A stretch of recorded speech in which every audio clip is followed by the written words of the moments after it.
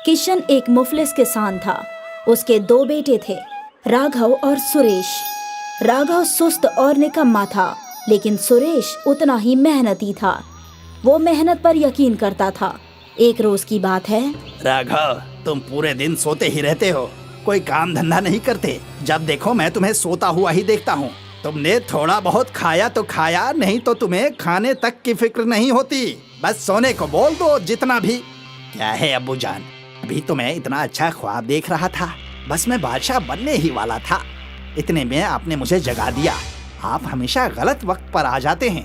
मैं अमीर होते होते रह जाता हूँ। भाईजान, ख्वाब में अमीर होने से क्या होता है?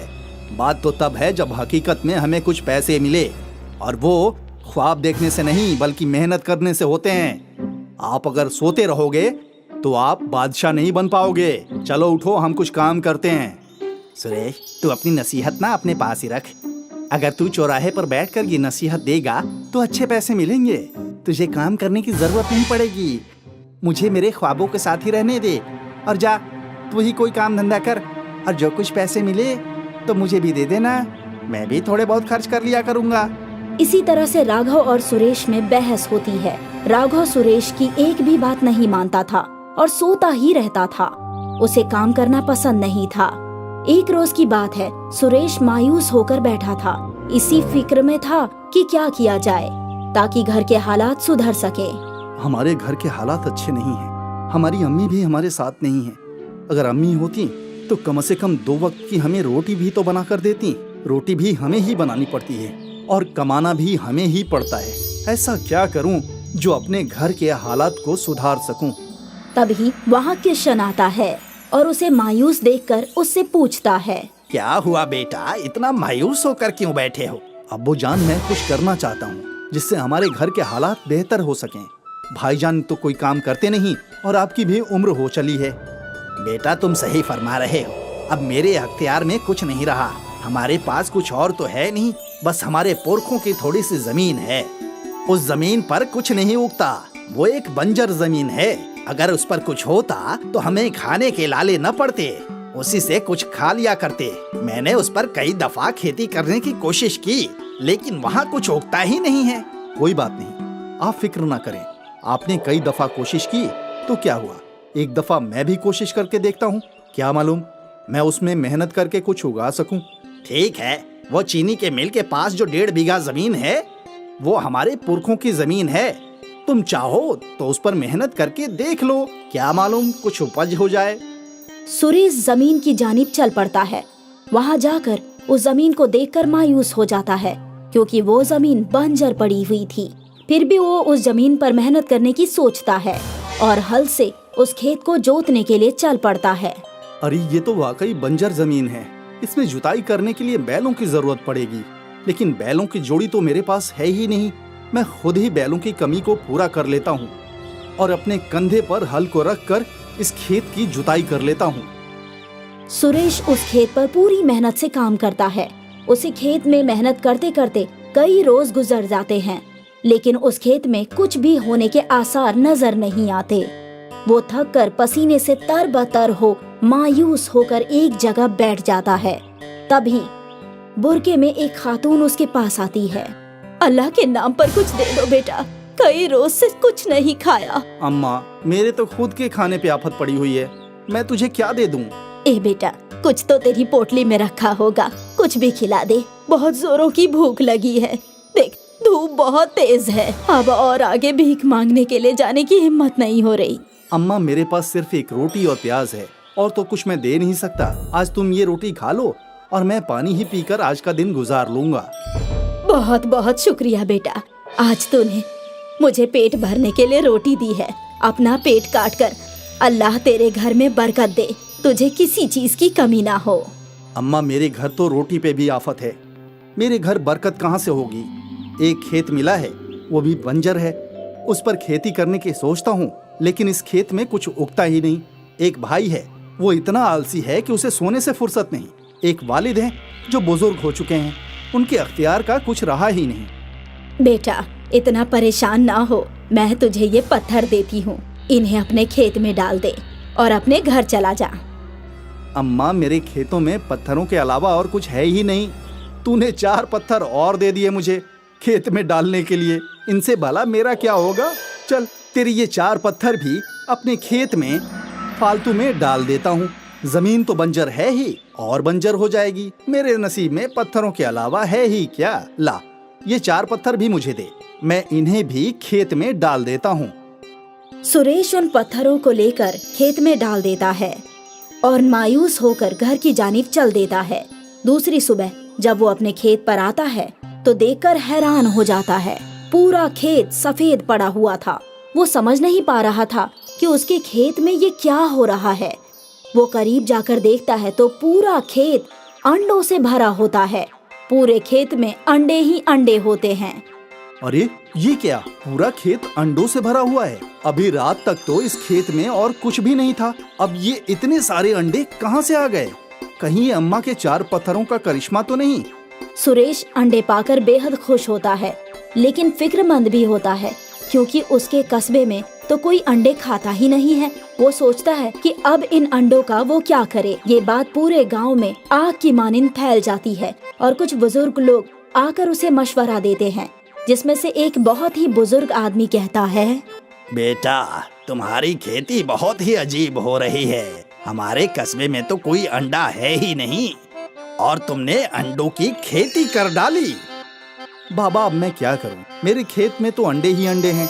इसके अलावा तो मेरे खेत में कुछ और है ही नहीं। पहले तो ये बंजर पड़ी हुई थी, अब हुए भी तो अंडे हुए जो किसी काम के नहीं। बेटा, मायूस ना हो। हमारे कस्बे से बाहर निकलकर कुछ मील के फासले पर एक मुस्लिम कस्बा है जहाँ पर तुम्हारे अंडे फरोख्त होंगे। तुम वहाँ जाकर ये अंडे फरोख्त कराना। सुरेश को ये तरकीब बहुत अच्छी लगती है। वो सारे अंडों को एक ट्रक में भरकर करीब के गांव में फरोख्त करने जाता है, जहां उसके अंडे हाथों हाथ बिक जाते हैं और सब उसके पास से ही अंडे खरीदना चाहते हैं। अब सुरेश अंडे वाले के नाम से फेमस और अमीर हो जाता है। किशन एक मुफलिस किसान था। उसके 2 बेटे थे, राघव और सुरेश। राघव सुस्त और निकम्मा था, लेकिन सुरेश उतना ही मेहनती था। वो मेहनत पर यकीन करता था। एक रोज की बात है। राघव, तुम पूरे दिन सोते ही रहते हो, कोई काम धंधा नहीं करते। जब देखो मैं तुम्हें सोता हुआ ही देखता हूँ। तुमने थोड़ा बहुत खाया तो खाया, नहीं तो तुम्हें खाने तक की फिक्र नहीं होती। बस सोने को बोल दो जितना भी। क्या है अब्बू जान, अभी तो मैं इतना अच्छा ख्वाब देख रहा था। बस मैं बादशाह बनने ही वाला था, इतने में आपने मुझे जगा दिया। आप हमेशा गलत वक्त पर आ जाते हैं। मैं अमीर होते होते रह जाता हूँ। भाईजान, ख्वाब में अमीर होने से क्या होता है?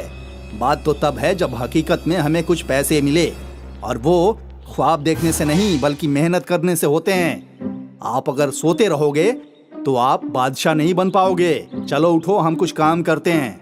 सुरेश, तू अपनी नसीहत ना अपने पास ही रख। अगर तू चौराहे पर बैठकर ये नसीहत देगा तो अच्छे पैसे मिलेंगे। तुझे काम करने की जरूरत नहीं पड़ेगी। मुझे मेरे ख्वाबों के साथ ही रहने दे और जा, तू ही कोई काम धंधा कर, और जो कुछ पैसे मिले तो मुझे भी दे देना। मैं भी थोड़े बहुत खर्च कर लिया करूँगा। इसी तरह से राघव और सुरेश में बहस होती है। राघव सुरेश की एक भी बात नहीं मानता था और सोता ही रहता था।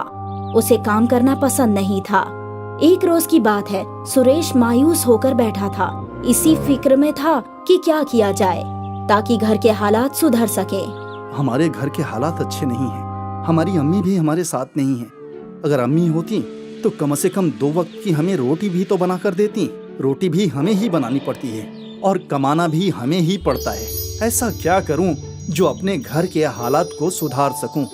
तभी वहाँ किशन आता है और उसे मायूस देखकर उससे पूछता है, क्या हुआ बेटा, इतना मायूस होकर क्यों बैठे हो?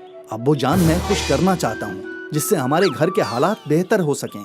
भाईजान तो कोई काम करते नहीं और आपकी भी उम्र हो चली है। बेटा, तुम सही फरमा रहे हो। अब मेरे अख्तियार में कुछ नहीं रहा। हमारे पास कुछ और तो है नहीं, बस हमारे पुरखों की थोड़ी सी जमीन है। उस जमीन पर कुछ नहीं उगता, वो एक बंजर जमीन है। अगर उस पर कुछ होता तो हमें खाने के लाले न पड़ते, उसी से कुछ खा लिया करते। मैंने उस पर कई दफा खेती करने की कोशिश की, लेकिन वहाँ कुछ उगता ही नहीं है। कोई बात नहीं, आप फिक्र ना करें। आपने कई दफा कोशिश की तो क्या हुआ, एक दफा मैं भी कोशिश करके देखता हूँ, क्या मालूम मैं उसमें मेहनत करके कुछ उगा सकूं। ठीक है, वो चीनी के मिल के पास जो 1.5 बीघा जमीन है वो हमारे पुरखों की जमीन है। तुम चाहो तो उस पर मेहनत करके देख लो, क्या मालूम कुछ उपज हो जाए। सुरेश जमीन की जानिब चल पड़ता है। वहाँ जाकर उस जमीन को देखकर मायूस हो जाता है, क्योंकि वो जमीन बंजर पड़ी हुई थी। फिर भी वो उस जमीन पर मेहनत करने की सोचता है और हल से उस खेत को जोतने के लिए चल पड़ता है। अरे ये तो वाकई बंजर जमीन है, इसमें जुताई करने के लिए बैलों की जरूरत पड़ेगी, लेकिन बैलों की जोड़ी तो मेरे पास है ही नहीं। मैं खुद ही बैलों की कमी को पूरा कर लेता हूँ और अपने कंधे पर हल को रख कर इस खेत की जुताई कर लेता हूँ। सुरेश उस खेत पर पूरी मेहनत से काम करता है। उसी खेत में मेहनत करते करते कई रोज गुजर जाते हैं, लेकिन उस खेत में कुछ भी होने के आसार नजर नहीं आते। वो थक कर पसीने से तरबतर हो मायूस होकर एक जगह बैठ जाता है। तभी बुरके में एक खातून उसके पास आती है। अल्लाह के नाम पर कुछ दे दो बेटा, कई रोज से कुछ नहीं खाया। अम्मा, मेरे तो खुद के खाने पे आफत पड़ी हुई है, मैं तुझे क्या दे दूं? ए बेटा, कुछ तो तेरी पोटली में रखा होगा, कुछ भी खिला दे, बहुत जोरों की भूख लगी है। देख धूप बहुत तेज है, अब और आगे भीख मांगने के लिए जाने की हिम्मत नहीं हो रही। अम्मा, मेरे पास सिर्फ एक रोटी और प्याज है, और तो कुछ मैं दे नहीं सकता। आज तुम ये रोटी खा लो और मैं पानी ही पीकर आज का दिन गुजार लूंगा। बहुत बहुत शुक्रिया बेटा, आज तूने मुझे पेट भरने के लिए रोटी दी है। अपना पेट काट कर अल्लाह तेरे घर में बरकत दे, तुझे किसी चीज की कमी ना हो। अम्मा, मेरे घर तो रोटी पे भी आफत है, मेरे घर बरकत कहाँ से होगी? एक खेत मिला है, वो भी बंजर है, उस पर खेती करने की सोचता हूँ, लेकिन इस खेत में कुछ उगता ही नहीं। एक भाई है, वो इतना आलसी है कि उसे सोने से फुर्सत नहीं। एक वालिद है जो बुजुर्ग हो चुके हैं, उनके अख्तियार का कुछ रहा ही नहीं। बेटा इतना परेशान ना हो, मैं तुझे ये पत्थर देती हूँ, इन्हें अपने खेत में डाल दे और अपने घर चला जा। अम्मा, मेरे खेतों में पत्थरों के अलावा और कुछ है ही नहीं। तूने 4 पत्थर और दे दिए मुझे खेत में डालने के लिए, इनसे भला मेरा क्या होगा? चल, तेरी ये 4 पत्थर भी अपने खेत में फालतू में डाल देता हूँ। जमीन तो बंजर है ही और बंजर हो जाएगी, मेरे नसीब में पत्थरों के अलावा है ही क्या। ला, ये 4 पत्थर भी मुझे दे, मैं इन्हें भी खेत में डाल देता हूँ। सुरेश उन पत्थरों को लेकर खेत में डाल देता है और मायूस होकर घर की जानिब चल देता है। दूसरी सुबह जब वो अपने खेत पर आता है तो देखकर हैरान हो जाता है।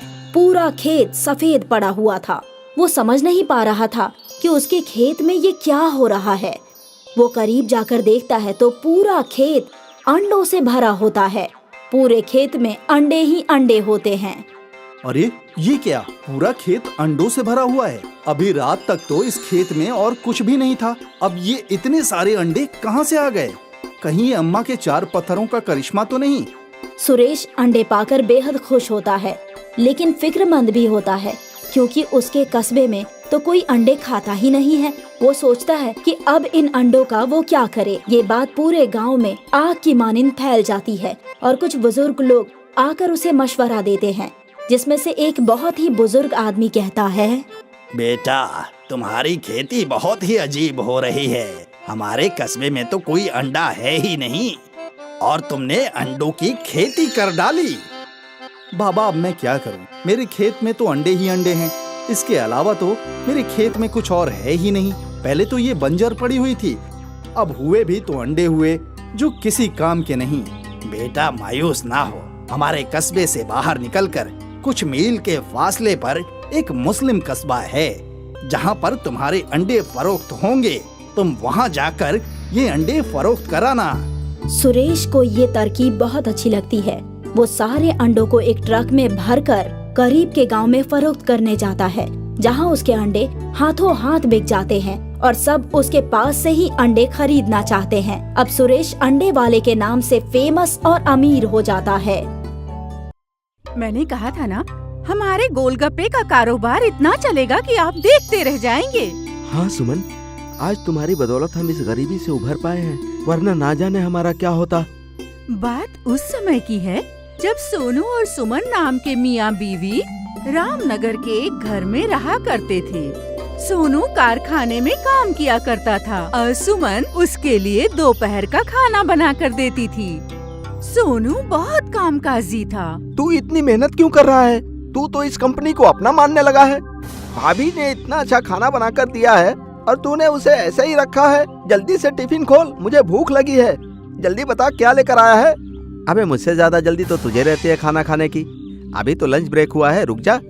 अरे भाई लंच ब्रेक हुआ है तो जल्दी चलना और मेरे लिए भी टिफिन खोल। मुझे जल्दी से भाभी के हाथ का खाना खाना है। अरे भाई ठीक है, थोड़ा सब्र तो कर, हाथ मुंह तो धोकर आऊं। सोनू और आकाश हाथ मुंह धोकर खाना खाना शुरू कर देते हैं। मिल बांट कर दोनों लोग खाना खाते हैं। उसके बाद दोनों लोग काम करते हैं। शाम को जब फुर्सत मिलती है तो आकाश सोनू से कहता है, अरे यार सोनू, आज का दिन कैसा रहा तेरा? अरे हमेशा की तरह ही रहा, कुछ खास नहीं था यार। अरे खास बात तो मैं तुझे बताता हूँ। क्या बात है? तू इतना परेशान क्यों है? अरे यार, जब मैं लंच के वक्त बॉस के केबिन की तरफ गया तो मैंने सुना कि... अबे क्या सुन लिया तूने? क्या बॉस तेरी शिकायत कर रहा था जो परेशान हो रहा है तू? अरे शिकायत की बात नहीं है, पर मैंने बॉस को कहते हुए सुना था कि कंपनी घाटे में जा रही है, इसलिए कह रहा था कि फैक्ट्री में मुलाजिमों को कम कर देना है और ये सिलसिला कल से ही शुरू होगा। अभी क्या बात कर रहा है? अरे ऐसा हुआ तो हम कहाँ जाएंगे? ऐसा नहीं हो सकता यार, हमारी रोजी रोटी तो इसी फैक्ट्री से चलती है।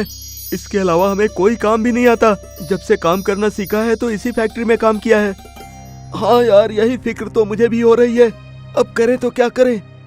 आकाश और सोनू इसी चिंता में जा रहे थे। सोनू ने आकाश को अपने घर पर थोड़ी देर रुकने के लिए कहा। तभी वहाँ पर आकाश की बीवी पूजा भी आ गई। अरे पूजा, तुम यहाँ क्या कर रही हो? अगर तुम आ सकते हो तो मैं भी आ सकती हूँ। सुमन भाभी ने बुलाया है, कह रही थी गोलगप्पे बना रही हूँ, खाने आ जाना। ठीक हुआ तुम दोनों भी आ गए, मैं तुम दोनों के लिए गोलगप्पे लेकर आती हूँ। पूजा और सुमन आकाश और सोनू के लिए गोलगप्पे लेकर आती हैं। सुमन बहुत ही लजीज गोलगप्पे बनाती थी। उसके गोलगप्पे आकाश और सोनू दोनों को बहुत पसंद आते थे। सोनू उससे अक्सर गोलगप्पे बनवाता रहता था। अरे भाभी, खाना तो अच्छा बनाती ही हो और गोलगप्पे तो उससे भी अच्छा बनाती हो। इन गोलगप्पों में तो सच में करिश्मा है, कितना भी खाओ दिल नहीं भरता। अरे सच कह रहा है ये, सच में तुम्हारे हाथ में तो जादू है। तुम जो गोलगप्पे बनाती हो इतने बड़े होते हैं कि 3 गोलगप्पे में ही पेट भर जाता है। तुम्हारे हाथ के गोलगप्पे खाकर तो हम अपनी सारी परेशानी भूल जाते हैं। परेशानी? कैसी परेशानी? कौन सी परेशानी की बात कर रहे हो तुम? खैरियत तो है ना? अरे सोनू, क्यों भाभी को परेशान कर रहा है? चुप हो जा यार। नहीं, मैं जानती हूँ कि आप दोनों को क्या परेशानी है। आज आप दोनों खामोश लग रहे हैं जब से कारखाने से आए हैं। आकाश और सोनू अपनी बीवियों को ना चाहते हुए भी परेशानी बताने के लिए मजबूर हो जाते हैं और वो अपनी बीवियों को सारी बातें बता देते हैं, जिसकी वजह से दोनों की बीवियां भी परेशान हो जाती हैं। फिर कुछ दिनों के बाद वाकई वो कारखाना बंद हो जाता है। अब हम क्या करेंगे? आपका तो काम भी छूट गया है, धीरे धीरे रसद भी खत्म हो रहा है। हाँ, मैं काम की तलाश तो कर रहा हूँ, पर क्या करूँ, कोई काम ही नहीं मिल रहा है। अगर कोई काम नहीं मिला तो घर कैसे चलेगा? सुमन, बहुत भूख लगी है, कुछ खाने को हो तो दो। कुछ नहीं है खाने के लिए, बस 4 गोल गप्पे रखे हैं और थोड़ा सा पानी है। चलो तो उन्हीं को ले आओ, 2 तुम खा लेना, 2 मैं खा लूंगा। अब कल की कल सोचेंगे। सोनू और सुमन दोनों गोलगप्पे खाते हैं और आने वाले दिन के बारे में सोचने लगते हैं। तभी सुमन खड़ी हो जाती है। क्या हुआ? तुम गोलगप्पे खाते खाते खड़ी क्यों हो गई? अगर आपको ठीक लगे तो मेरे मन में एक ख्याल आया है। कैसा ख्याल? आप लोगों को ऐसा लगता है ना कि मैं गोलगप्पे लजीज बनाती हूँ, तो क्यों न मैं गोलगप्पे बनाकर बाजार में बेचना शुरू कर दूं। वैसे तरकीब तो तुम्हारी अच्छी है। गोलगप्पे खाना तो हर कोई पसंद करता है, पर उसके लिए पैसे कहाँ से आएंगे? आप फिक्र क्यों करते हो? आपने मेरे कानों के लिए बालियां बनवाई थी ना, वो किस दिन काम आएंगी? नहीं नहीं, तुम्हारे गहने में नहीं बेच सकता। जेवरात बुरे वक्त में काम आते हैं। जब खाने के लिए खाना नहीं बचा है तो इन जेवरों का क्या करूंगी मैं? सुमन और सोनू बालियां बेचकर गोलगप्पे बनाने का सामान ले आते हैं और सुमन अपने हाथों से गोलगप्पे बनाकर तैयार करती है। सोनू और सुमन उन गोलगप्पों को बेचने के लिए बाजार के लिए निकलते हैं। गोलगप्पे गोलगप्पे गोलगप्पे, तीखे मीठे गोलगप्पे, जायकेदार लजीज गोलगप्पे, आइए आइए, एक बार खाओगे बार बार आओगे। गोलगप्पे गोलगप्पे गोलगप्पे। बाजार में बहुत सारे गोलगप्पे वाले थे, इसलिए उनके पास कोई भी गोलगप्पे खाने नहीं आता, जिसकी वजह से 3 दिन तक उनके गोलगप्पे नहीं बिकते हैं। अरे यहाँ बाजार में हर तीसरी दुकान गोलगप्पे की है, हमारे गोलगप्पे तो बिक ही नहीं रहे हैं। अगर इसी तरह से चलता रहा तो ये कारोबार करके भी कोई फायदा नहीं होगा। मैंने इतने प्यार से गोलगप्पे बनाए और कोई खाने आ ही नहीं रहा है। ये तो बहुत गलत हो रहा है। अब हमारे घर का खर्चा कैसे चलेगा? सोनू और सुमन वहीं पर मायूस होकर बैठ जाते हैं। तभी उनकी नजर दुकान के बाहर एक बोर्ड पर पड़ती है। सुनिए जी, गौर कीजिए, इस बोर्ड पर क्या लिखा हुआ है? क्या लिखा है? दुकानदार की स्कीम लिखी हुई है। अगर हम भी अपने गोलगप्पे की दुकान पर पेशकश चालू करें तो हो सकते हैं हमारे गोलगप्पे भी बिकने शुरू हो जाए।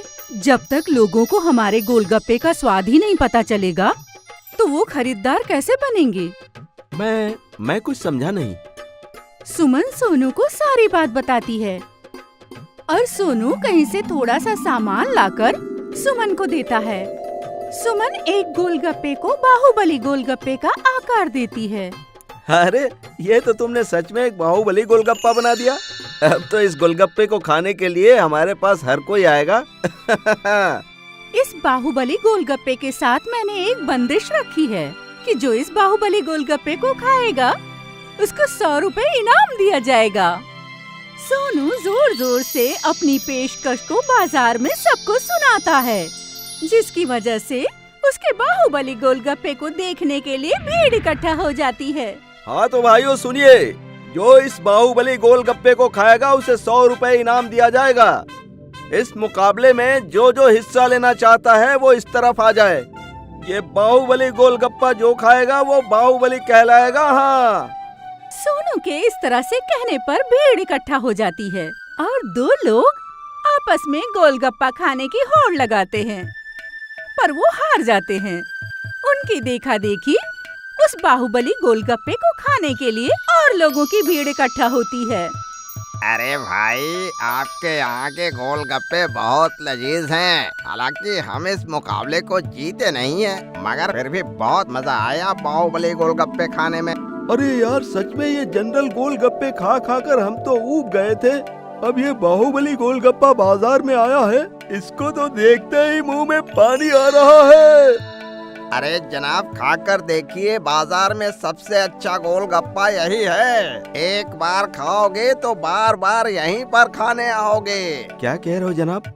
क्या ये गोलगप्पे सच में अच्छे हैं? अरे अगर मेरी बात पर यकीन न हो तो खाकर देख लीजिए। जीत गए तो 100 रुपए इनाम है। सभी भीड़ में बाहुबली गोलगप्पे के बारे में चर्चा करते हैं और बाजार के सभी लोग सुमन की दुकान पर गोलगप्पा खाने का मुकाबला करने आ जाते हैं। उनकी दुकान अब बाहुबली गोलगप्पे के नाम से मशहूर होने लगी थी। उसी बाजार में एक नत्थू पहलवान नाम का आदमी रहता था, जो सभी के गोलगप्पे मुफ्त में खाता था। वो सुमन की दुकान पर भी गोलगप्पे खाने के लिए आ जाता है। अरे ओ, नई नई दुकान खुली है, चल जल्दी से 5 प्लेट गोलगप्पे बना दे। जनाब गोलगप्पे तो मैं बना दूंगा, मगर हमारे यहाँ का बाहुबली गोलगप्पा खाकर बताइए। अगर आप ये गोलगप्पा खा लिए तो हम आपको साल भर फ्री गोलगप्पे खिलाएंगे। अरे बस इतनी सी बात है तो चल एक काम कर, इस शर्त में एक चीज और जोड़ ले। एक नहीं, मैं 5 बाहुबली गोलगप्पे खाकर दिखाऊंगा, समझ गया? अगर आप ये गोलगप्पा नहीं खा पाए तो आपको मुफ्त में खाने की आदत को छोड़नी पड़ेगी। ठीक है, हमें मंजूर है। नत्थू पहलवान के सामने 5 बाहुबली गोलगप्पे रख दिए जाते हैं और नत्थू पहलवान बाहुबली गोलगप्पे खाने की जद्दोजहद करता है, लेकिन वो उसमें हार जाता है और वो अपनी शर्त के अनुसार मुफ्त में गोलगप्पे खाना छोड़ देता है। सभी सोनू को शुक्रिया कहते हैं और उसकी बहुत तारीफ करते हैं।